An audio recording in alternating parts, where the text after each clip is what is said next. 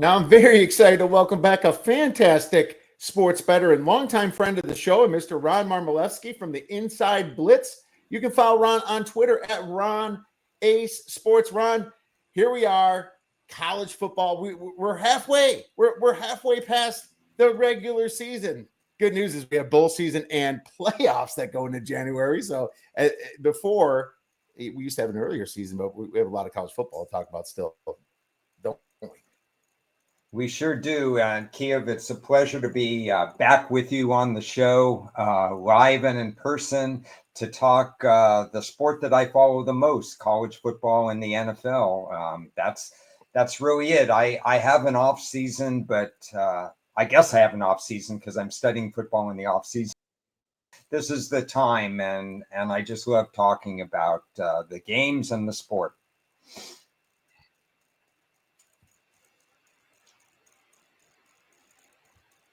All right. Well, I'm having a quick audio issue. Let me just refresh this.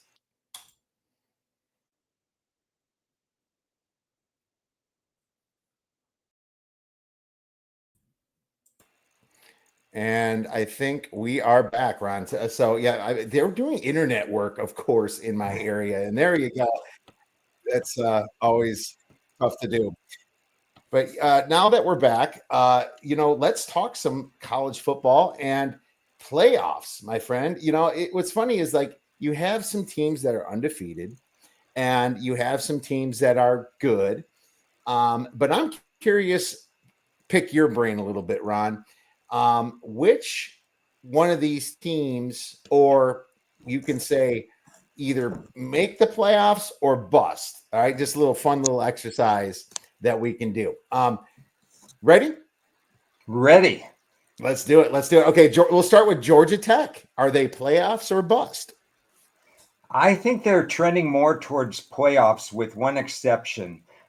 ACC and the Big 12, for that matter, they are going to be measured against what they do against SEC teams. I firmly believe the SEC, who only got in 3 teams last year, will get in 4 or 5 this year. So their score matters when they play Georgia. But if they're 11-1 and they get into the ACC playoff game, I would lean more playoffs as opposed to bust. Okay, I'm going to lean bust because I feel, and I bet them to win the ACC, but I think Miami's too powerful. And let's face it, they're playing Miami unless something crazy happens throughout the rest of the season. But the problem is they're going to lose to Georgia most likely. And that's going to be a 2-loss, 1 regular season loss, Georgia Tech. I would think they'll sneak Notre Dame in ahead of them in that situation. I mean, and now if something crazy happens and they win one of those 2 games, absolutely. But I think that their schedule, was great. And this was the first team that I bet in the spring to go over their season win total. But I mean, NC State, at Boston College, Pitt at home's a little tricky, but they should almost have an undefeated schedule, if not when they hit Georgia. What about BYU, my friend? We just saw them beat Utah last week. Undefeated BYU. Yeah, selfishly, I'm going to say no because BYU is going to owe me money at the end of the year because I have a season ticket win under, and they found ways to win during the year. Their freshman quarterback grew up in a hurry. The Big 12 is clustered. Texas Tech has my highest power rating, but BYU is in a group of 5 or 6 teams that are just lookalikes. This is a big one this week against Iowa State. I think they may run into some trouble down the road, and they may have to win the title game to get in. I'm also going to call them frauds, and they would have to win the title game as well, which is possible. But as of right now, I just still think Texas Tech is the team that is the best in this division. And crazy scenario, Andrew Clark is chiming in. What if Notre Dame, Miami, and Texas A&M finish with 2 losses and none of them win their conference? Yeah. Miami gets in because they beat Notre Dame, but I've seen stupid things happen in the past.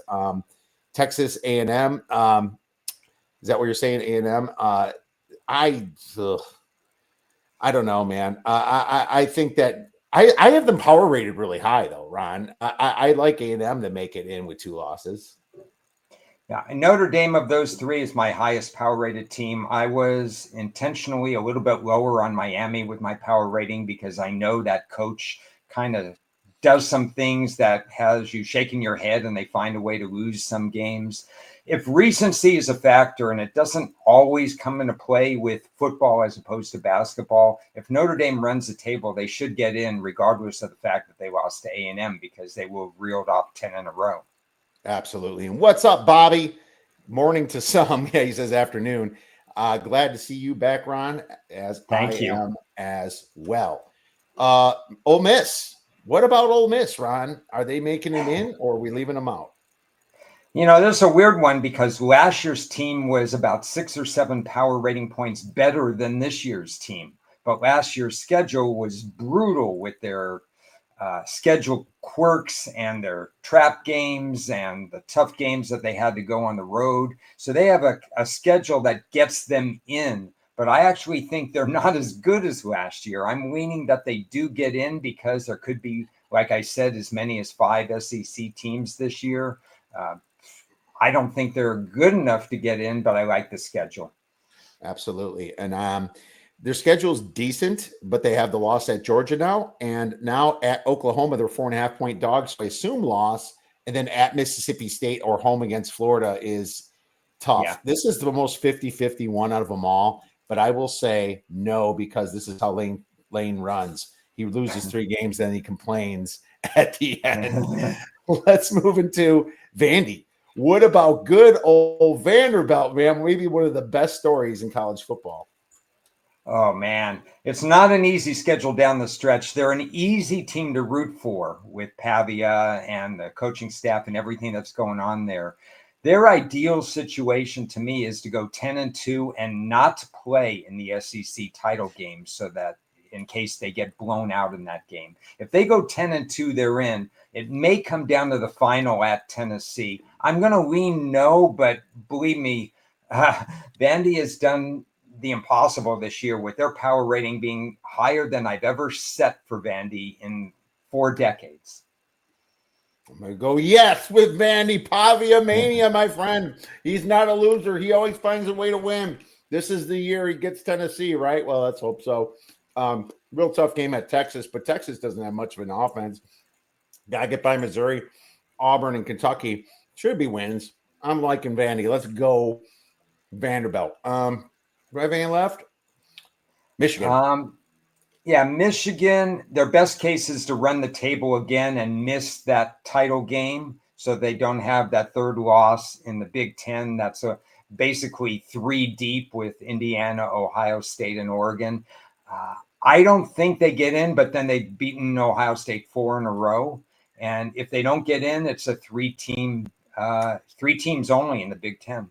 I've been on Michigan against Ohio State the past 3-4 years, but now I'm going to be on Ohio State. Michigan's out. Tennessee, really tough here. I would say no because I said Vandy. Go ahead. Yeah, I'm saying no because I think they'll lose out on tiebreakers if they're 9-3, and they lack a signature win. I had a beer bet banger on them too to make it plus 240, but whatever. I still say no. If it was plus 120, I wouldn't take it, right? What about Oklahoma? Are they making a comeback here? Oklahoma, similar to Texas Tech, which we haven't covered, but I think the committee will give some deference to the fact that Mateer played hurt against Texas. Mm-hmm. So I think the winner of the Oklahoma-Mississippi game has a really good inside track to get in. And I said no for Mississippi because I thought Oklahoma might win this game. So therefore, I'll say yes to Oklahoma. They do have to show up against Tennessee and LSU, but I'm going to lean yes to Oklahoma. That defense is pretty good. I'm going to say no, unfortunately. They have the hardest schedule here on out at Tennessee, at Bama. Maybe they win one of those, but then you have a Missouri and an LSU that's going to be hungry there. Yeah, you got to beat Ole Miss this week. Oh, real tough for them. Yeah, it's tough. It's tough. Yeah. All right. Well, maybe Mateer gets it done. I think Mateer, proving me wrong. He has been fantastic. Texas Tech, I'm going to say in. Texas Tech wins the Big 12. Yeah, the committee, again, I think they should give some deference to the fact that they didn't have their starting quarterback against Arizona State. Came back, took the lead, but Arizona State beat them at the end. I think they're still in, especially if they run the table and then they lose in the Big 12 title game. I still think 11-2 would get them in. I think they're playing like they're a playoff team, so I'll agree with you. All right. Well, there we go. Ron agrees with that. Let's move on to the next segment then. We have improved teams. So, who are like the most improved teams since week one? And I don't mean since last year. Like you saw something on week one and maybe they weren't as good in your power ratings. Yeah, so I'm going to pick two teams that lost week one and how much they've improved on their power ratings and how much they've improved. The first one, Cincinnati, they used to lose all the close games. They just found a way to lose. Their stat sheet in 2024 and 2023 screamed winning record and bowl game, but they never got there. Well, this year they're closing things out. And they're 6-0 since that week one 3-point loss. That was a toss-up game to Nebraska. They found ways to win the close games. So I think they're improved. I definitely think they're improved. And then I would pick one off the radar, one that I talked maybe even with you about. How do you set rosters? How do you set power ratings for teams that have 70 new players? So I struggled with Southern Miss. I knew they were improved and I bet them on the season win total over, but I didn't quite know how to set their power rating because it was so rock bottom low in 2024. They lost week one as well. Obviously, new staff, new players. We didn't know how much it would come together. Well, it's really come together since then. They're up 9 power rating points for me since week one. And I think you have to take them seriously in conference play and overall. Absolutely. Southern Miss, I was high on them early, got burned on them, but they're coming back and they just hit their season win total over at 5. So we all got paid on that bait. That was fun. I'm going to go with Kennesaw State, and you saw it last night. Everyone was on FIU. I stayed away, thank God, because I would have leaned FIU, and they took care of business. But you remember the week before, they took care of business against LA Tech, who can't seem to manage a clock, as we saw last night. Oh my God, that should have been a win. They blew that. It's like, how much do you pay these coaches and all the staff, and you can just pay someone to do your get your wins for you via.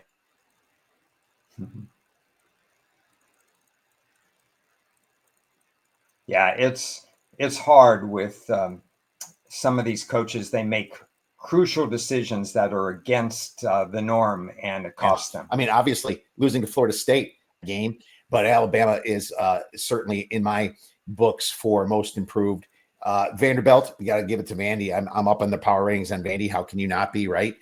James Madison as well. I even started them pretty high, but I've had to keep raising them. Like James Madison played like a Rutgers or Wisconsin, I hate to say, but they'd smoke them, and that's really the truth. It's a great coach over there as well. San Diego State, massive improvement as well for San Diego State, and they're one of my massively improved teams. So those are mine. Yeah. Any comments? Okay. Agree with all of those. Vandy's up 9.5 power rating points. So technically they're up hot more from week one than anybody else. They did win easily week one, but Vandy's been amazing. I had to move BYU up. Mississippi State has really improved from last year as well. Yes, absolutely. And Bobby agrees, man. Yeah, honest to God, CFB coaches do not understand time or math. And you know what? They shouldn't have to hire an analytics guy. Let them do the coaching. Have another person get in there. They shouldn't have to think about it. Have somebody in their ear, and that's just the growth of the game. And the money's there. The money's there. The money is not there. So absolutely, Bobby.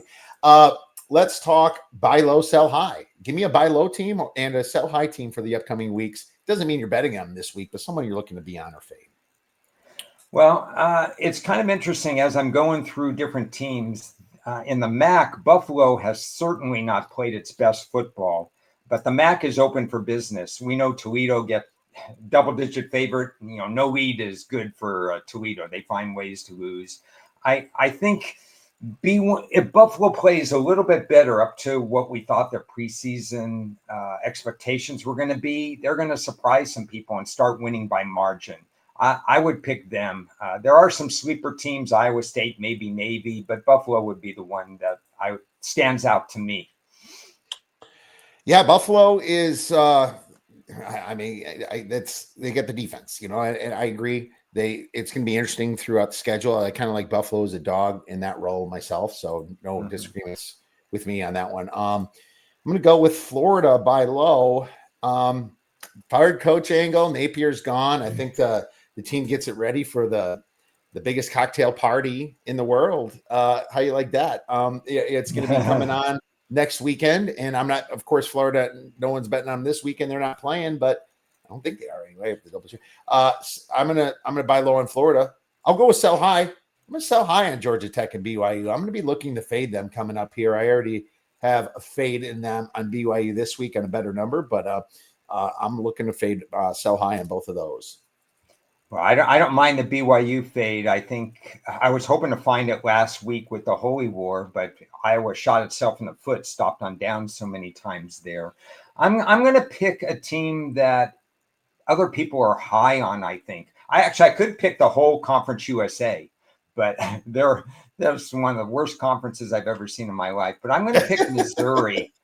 Missouri started the year with a lot of cupcakes at home. They didn't leave their home stadium until after they played 6 games, and they played a tough one against Auburn. They did prevail, but that's because Auburn's kicker, who a year or so ago was 13-13, he was perfect. This year he was really good, and then he was 1-4 against Missouri. Missouri dodged a bullet last week. I like their coach, Drinkowitz. I think he's a fine coach, but I don't think the team is as good as their record. So I would sell high on Missouri right now. Drinking the Kool-Aid wits. Yeah, I agree with you there. And Andrew, we have to bet Colorado State. I know, dude. I'm not happy about it. I mean, my power rating says not to, but the coach fired Ingles just so funny. It's so good, right?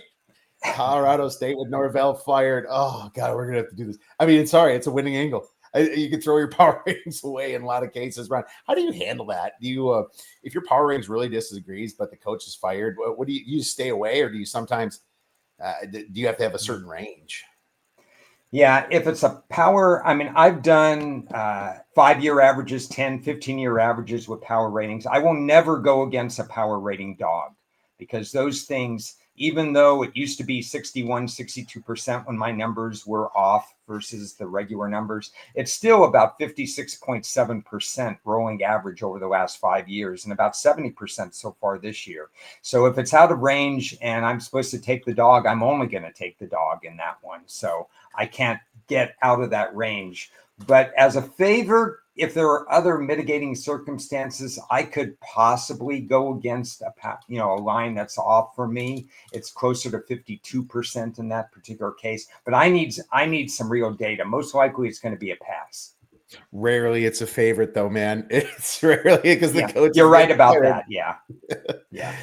Yeah, it's batting almost 100% this year. Funny thing about Virginia Tech is they fired the coach, then they had an FCS game. So I don't remember exactly. I know they won their next FBS game, but I remember seeing that. But yeah, I'll probably be on them. It's down to 4.5. It was 5.5 like this morning, and everyone's jumping on it. So there you go, guys. Let's talk little 6-pack of games, Ron. Why not? Rutgers versus Purdue. I picked this one. And so I will break this down. It's a situation where I know Purdue's quarterback is banged up, and I'm not really. I think this is kind of like one of those home run spots. And sorry, I have to refresh this here. It's a home run spot for Purdue. Home game, homecoming.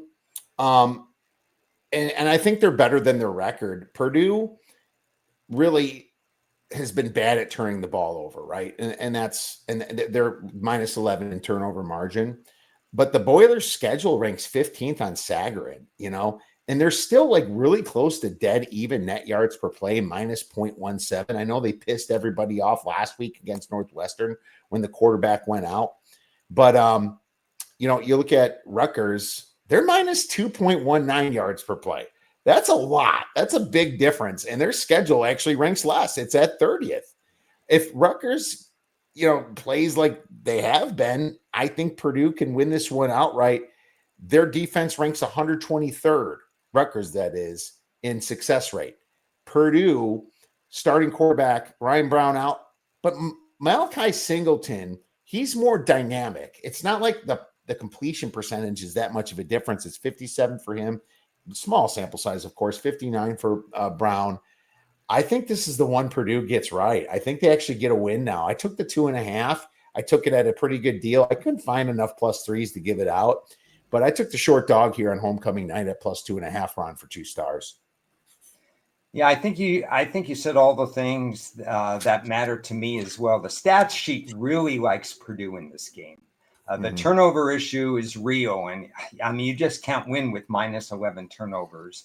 They actually have a slight edge in the kicking game. You can run on Rutgers. I mean, Rutgers adjusted for sacks is allowing over 6 yards per carry.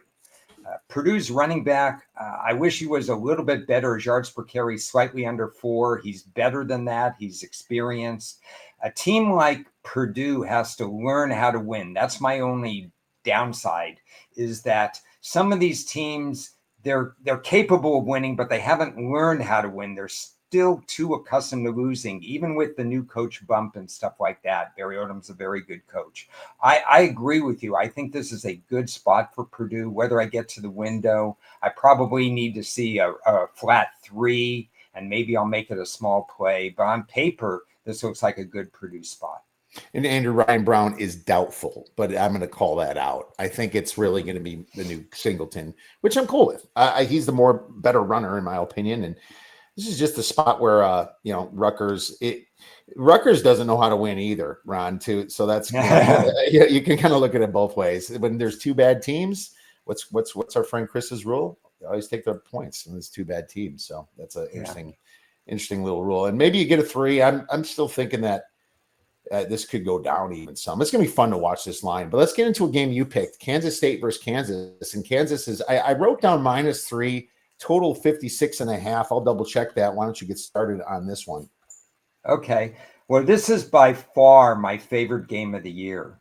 I've been looking forward to this game for a long time. And I put it in not because I'm wagering on the game, just because how much this game means to Kansas. They're Kansas State has won 28 of the last 29, not counting the 3 years that Ron Prince coached them in between Bill Snyder, then Ron Prince. Then everybody said, hey, Ron Prince, what are you doing? You're not a coach. Bill Snyder came back and had another good run. They've won, 16 of the last 17 or something like that. I mean, it's been incredibly one-sided. Kansas is well coached. In the last 2 years, they had a lead of over a touchdown in the fourth quarter and lost by 2 points and by 4 points. Both teams are off byes. This whole season will be judged for Kansas whether or not they can win this game. When the stat sheet picks Kansas State, it generally means Kansas State is going to win the game. Kansas State is picked not by much, but they're picked by the stat sheet according to my metrics in this game. But I can't get past the point that Kansas has had them on the ropes the last 2 years. And I just think this is going to be an incredible game. I mean, there can be other games going on that I have wagers on, but I'm pretty sure I'm going to watch this game as much as I can if it's close enough from start to finish. I just love matchups like this.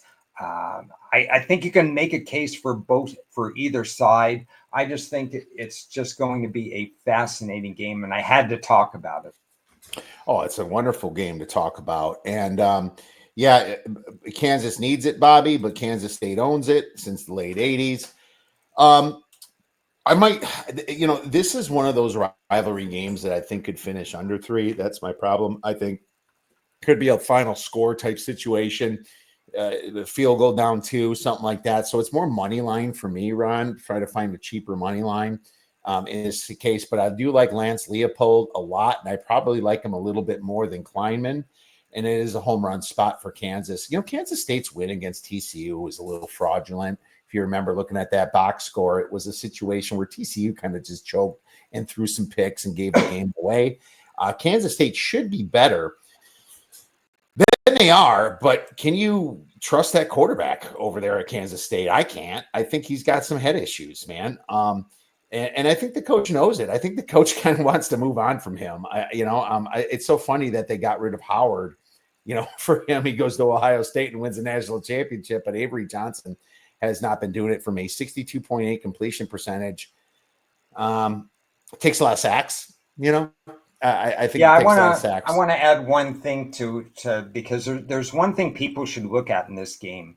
The running back, I'm trying to think what his name, running back Edwards, he was 7.4 per carry last year. First game against Iowa State on the turf or whatever they play on in Dublin, he fields a punt and he's hurt and he doesn't play essentially a down from the line of scrimmage for the next 3 games. Then he runs 20 for 166 against UCF, which does not have a great defense, runs 10 for 26 at Baylor, and misses the game against TCU, which they still won. If he's in the game, maybe it enhances Kansas State's stats. And there's been 2 weeks since their last game. I mentioned both teams had the bye. So there have been 2 weeks since their last game. So maybe he plays. If he doesn't play, I really think Kansas gets this done, but it's a little bit more cloudy if he plays. Yeah, it's the explosive plays too that Kansas has to stop. They only rank 103rd in defensive explosiveness, so they allow a lot of that. But both teams really do. Now, the big difference is really the EPA on offense, where Kansas is 31st and Kansas State is 69th.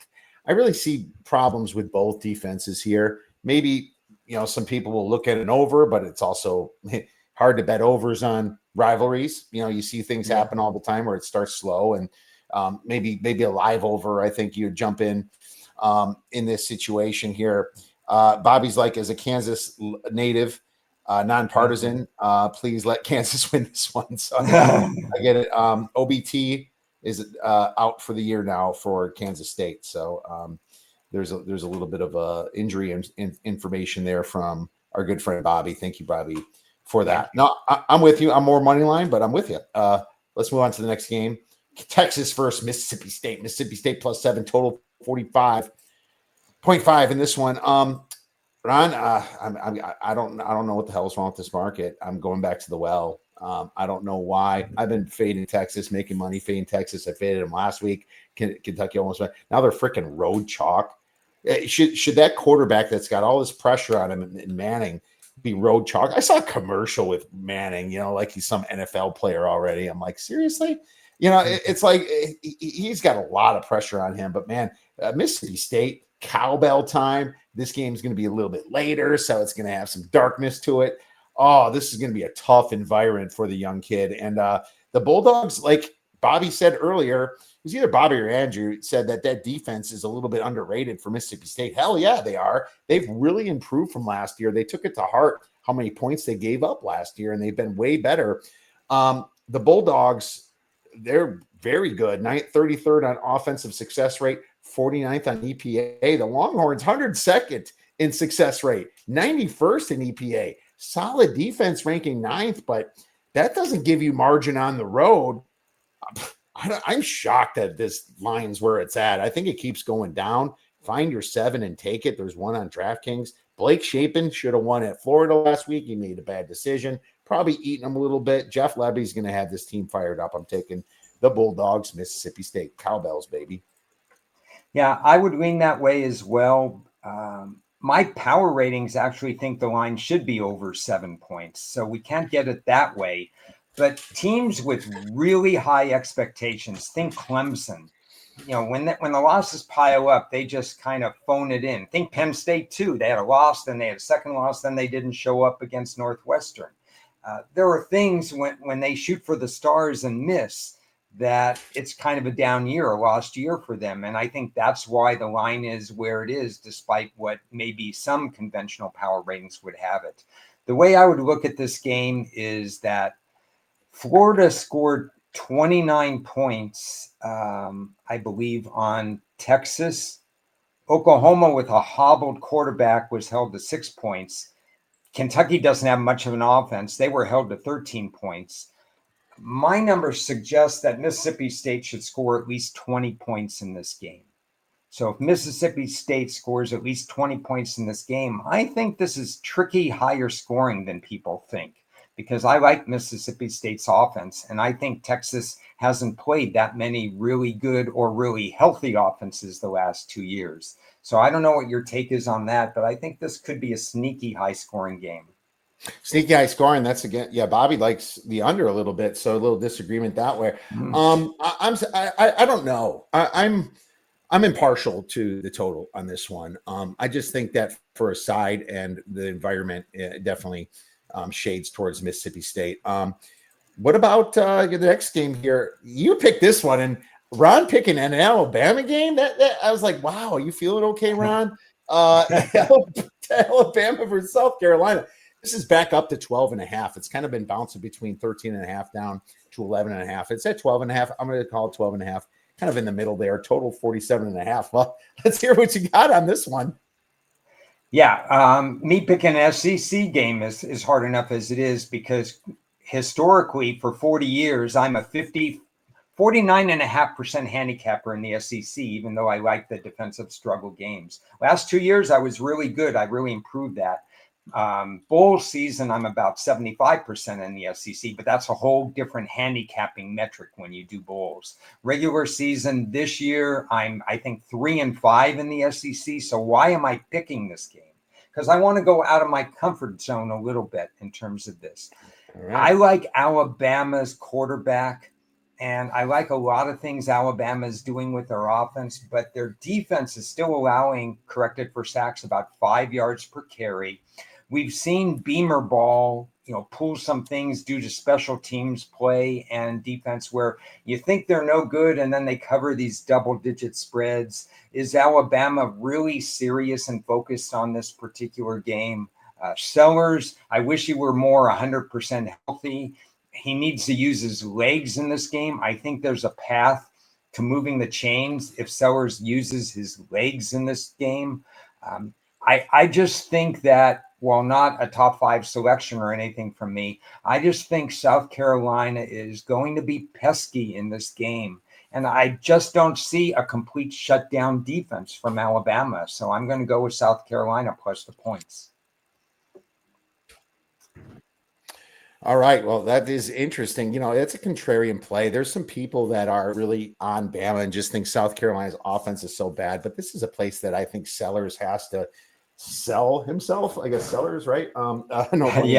Yeah. He's got to sell himself to everybody after like how he's played. This has been a terrible offense, and it's been better in the past. So I don't disagree with you. My numbers have it lower. My power ratings have this like an 8.5 point spread, and I didn't bet it because I was a little worried yet. Curious where it goes. I'm wondering if this was worth the wait. Maybe I can get this all the way back to maybe like a 13 and a half. 4 straight W's versus ranked teams takes a toll. Bobby knows he's a Bama guy.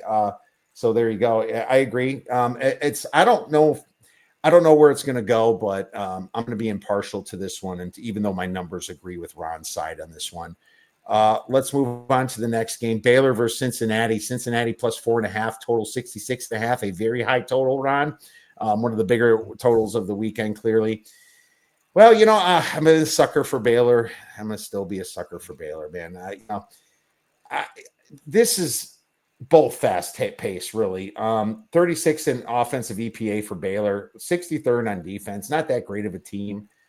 But, man, it's been a rough schedule. They had to open up at home against Auburn, and Auburn really scored and ran all over them. But Baylor's been backdooring a lot of spreads, and when Cincinnati's been holding that favorite role, they've been getting backdoored. They're great against the spread in general because they've been a dog most of the time. But against Bowling Green, you saw that. Against UCF, they get in and get 2 points.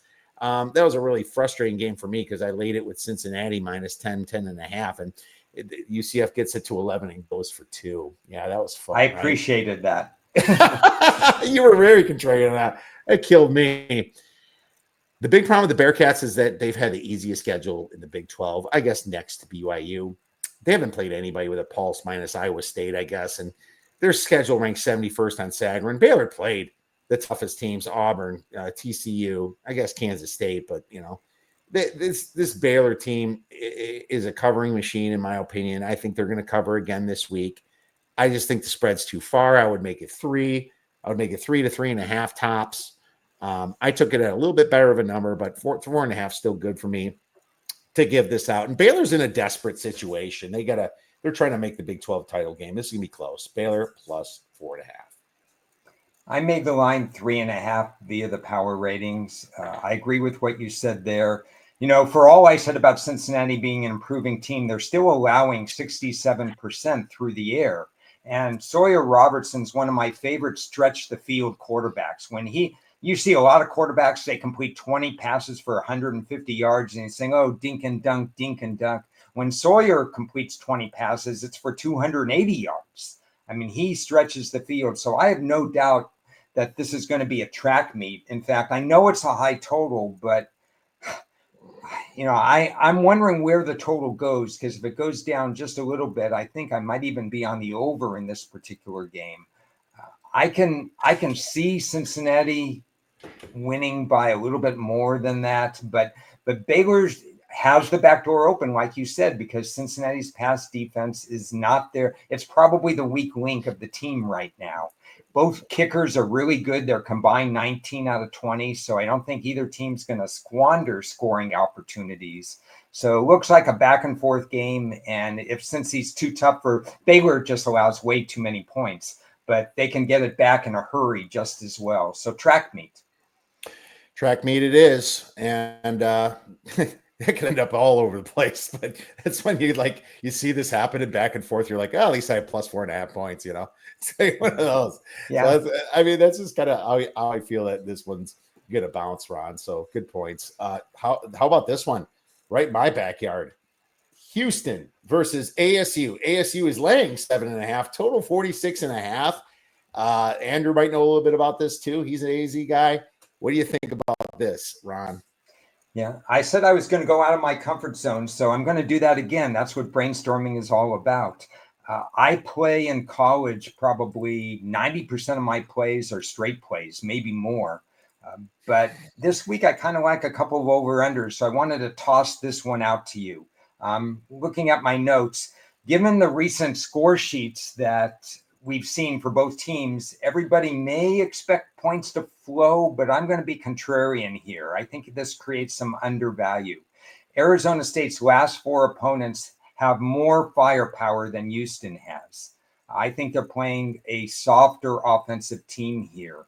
And that maybe even their last 6 opponents, if you want to go back a little bit further. Also, Houston's defense is generally average or above average in a lot of different areas. So that's going to be something that ASU has to worry about. ASU closed with a flurry against Texas Tech last week to pull it out, but their offense wasn't on full display either as their quarterback came back. Now, obviously, they have a great wide receiver in Tyson, but overall, I just think this is a good spot to say, hey, maybe this over-under is inching a little bit high. These teams are more, to me, close to the vest. Houston wants to make this a game in the low 20s. Arizona State doesn't mind playing defenses as well. So I'm going to go with an unconventional, for me, over-under play with the under in this one.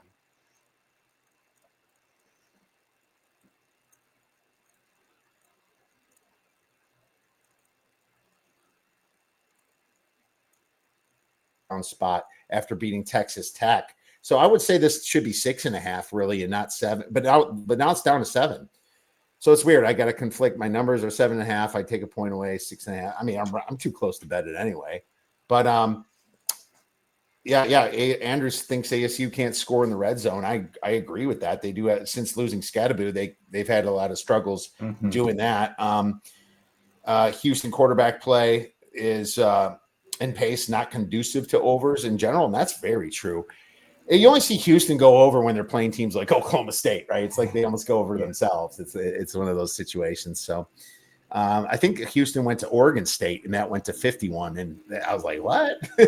That's Oregon State. But yeah, no, I'm with you on the under. I wouldn't take over in this game either. So there you have it. I'll give you the lean to the under.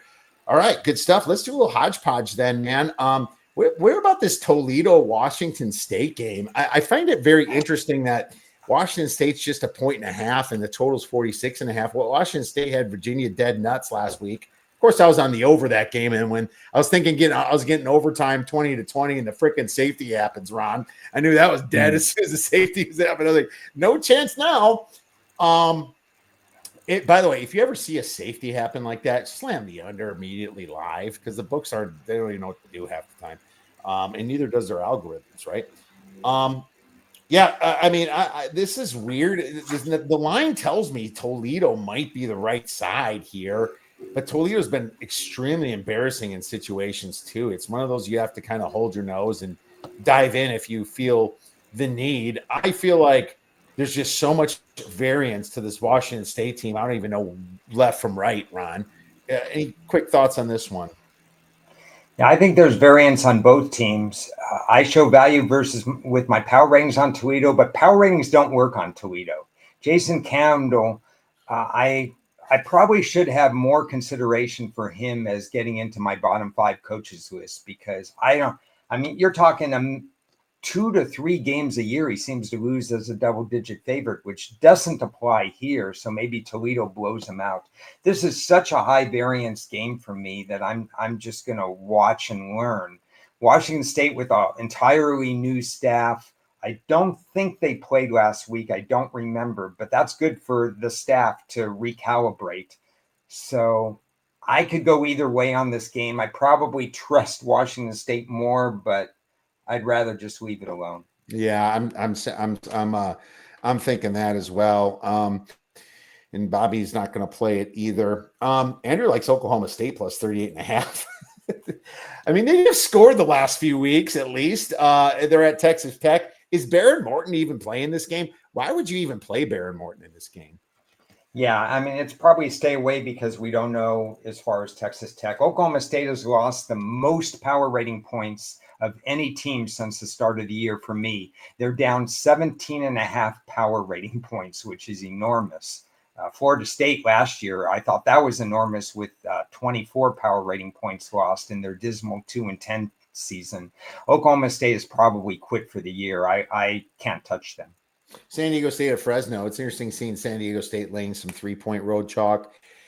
Man, the coach has been good down there. Like I said, San Diego State's one of my most improved teams, but at 3 now, that's just a little high for me to get involved in this game. I think the total is probably about right at 47.5. What do you think? It's a weird game because San Diego State's defense has absolutely excelled this year. They're also on a 4-game spread winning streak, and of course, straight up, they've been doing great stuff as well, while Fresno has not covered the last few games. So it's really a contrarian play here. I don't know how I get the stat sheet to agree with me, but the side I would look at would be Fresno State. Okay, fair enough. It's going to be raining in the Northwest, and Wisconsin's going to be playing Oregon. There's going to be storms. It's going to be a rainy day. I don't know if there could be delays in these games with lightning and everything too. It's funny as a Badger fan, it's like, are we going to go another week without scoring a point? It's been quite embarrassing. It's really tough. But I'll tell you this, man, it's like, I think Oregon can name their score even in the rain against this Badger team. They're so bad. Some people are taking Badgers under 7.5 as the team total. How freaking embarrassing is that? I wouldn't disagree with it. I think Oregon's got to show some defense now that they lost to Indiana. I still think that they're thinking about that and trying to, impress the committee and impress, the Big Ten and national media. And my numbers are 30, but I still would play Oregon if I had to play it. Yeah, my numbers are, I think I'm trying to find that game. There it is. My numbers are 30 also. So 29.5, 30. But I don't want any part of this game, especially if weather is involved. I don't know I don't know Fickle. Fickle better than me. Can he rally the troops? Can he get them to play hard? Are they quitting on him? Those are questions I would need answered. Okay, I'll answer them for you. Yes, they're quitting. He cannot rally the troops, and he's proven that multiple times. BC at Louisville. You know what's interesting about this is Louisville's in a flat spot. Yeah, you know, they just beat Miami, but they do have a couple extra days of rest.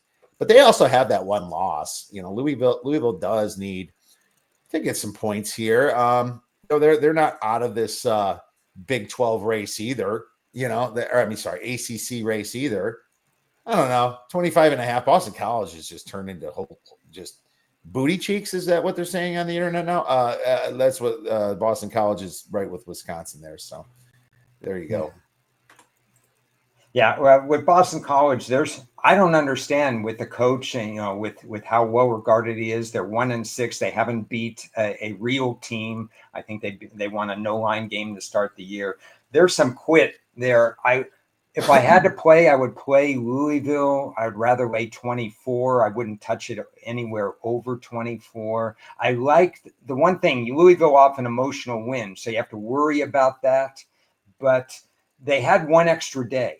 They played, I think, on a Friday, and every day matters when you're off an emotional win. So maybe Louisville concentrates and takes care of business. Funny, Andrew's like BC, Boston College equals booty cheeks. Yeah, maybe that was in my subconscious there. There you go. BC does stand for that, don't they? LSU is playing Texas A&M. I mean, I guess this was probably the biggest marquee matchup, I would say, of the week. Because Texas A&M is a ranking of number 3. I think I have them number 5 or 6 in my power ratings. LSU, they're LSU. They're Brian Kelly. One of those situations where if it was 3.5, I'd be all over LSU, but it's not. It's 2.5, and I understand A&M. And is Nussmeier actually healthy? I don't know. I tell you this, this is a better freaking win or get the hell out of town spot for LSU, and Texas A&M can't afford a loss now. I'll lean LSU. I think my numbers have it pick them.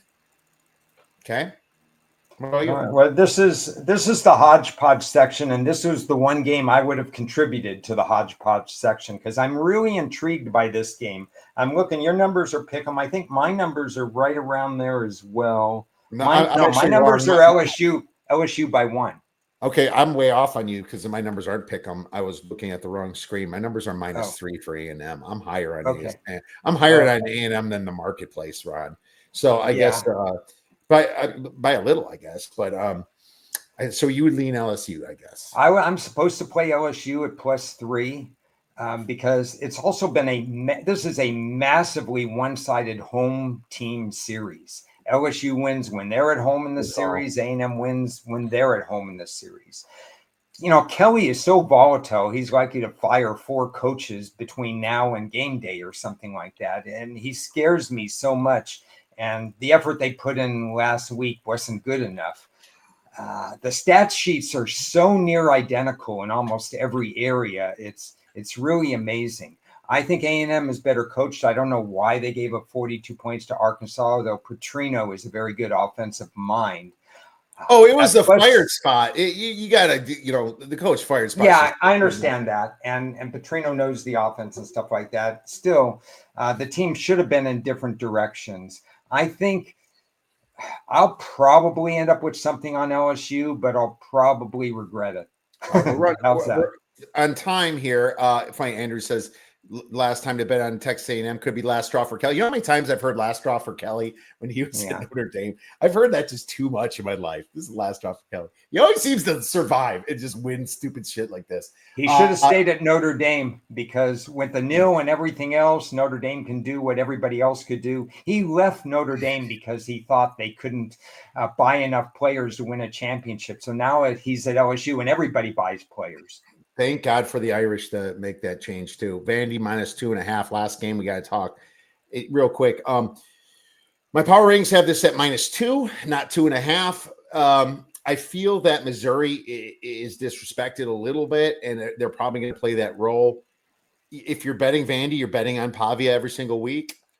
You're betting on him to not let down ever. And he really hasn't. But the dude's like, 30 years old? He's like NFL prime quarterback age. I don't know. He's pretty old. I got to check. But, and he's playing against a young kid. And it starts with the B, whatever. he's from Penn State. He is just still a little young to be on the road, you know. I'm going to lean Vanderbilt. I haven't gotten the window yet. I feel like it'd be a money line play for me, Ron. I'm just going to sit and watch it. I have too many conflicting things. I think Missouri isn't quite as good as Prabula, it just came to my mind. Bo Prabula. Okay. Yeah. I think there's some problems with Missouri that haven't surfaced yet. They're well coached, obviously. Dandy, Pavia. How can you go against them? I think it's sit and watch for me. All right, sit and watch. That's fine with me. Beer bet bangers.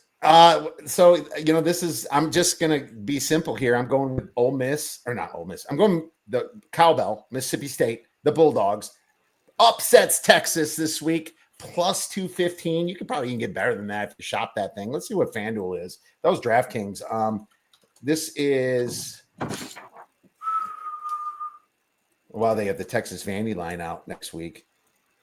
Plus 215, let's just call it. Okay. I could see that. It was in consideration for me. I have 2 or 3 others that are in consideration. I want to see what the movement is. So I'm just gonna, for this purposes, say go big or go home. You know, let's just say I was there when South Carolina beat Alabama. All right. And Bobby's all on Vandy all day too. So there you go. What's your beer bet banger? South Carolina. I'm gonna go big or go home. Oh, so you're going with that one. My bad. All right, sorry. Why not? I mean, it may not happen at all because Simpson is that good for Alabama, but there is a pathway for South Carolina if Sellers is healthy enough to run the ball, and with Beamer's special team play, there's a pathway to change the narrative in this game. All right, South Carolina parlayed with Mississippi State money line, baby. Let's do it. Let's throw some beer money on that one too. I'm going to, because I think that could absolutely happen. Why not? Let's have a little fun with that. It's going to piss off Bobby, man. Here we are. Well, you know what doesn't piss off guys is hearing you on the show, because you're such a great college football mind. We love when you stop by and educate us. Ron, could you let our listeners and viewers know where they can get your great information and plays? Well, Kiev, thanks for having me on. It was good to be back on the air physically as well. In just a few minutes, I'll be on with Las Vegas Chris as we go over our brainstorming session in the NFL. So I get like 3-minute break, and then I'll be back. Tomorrow, the Inside Blitz with Ted Sobel, a couple of other shows that I do with Jeff Dawson, the East Coast. So it'll be a busy week this week as I get back into it.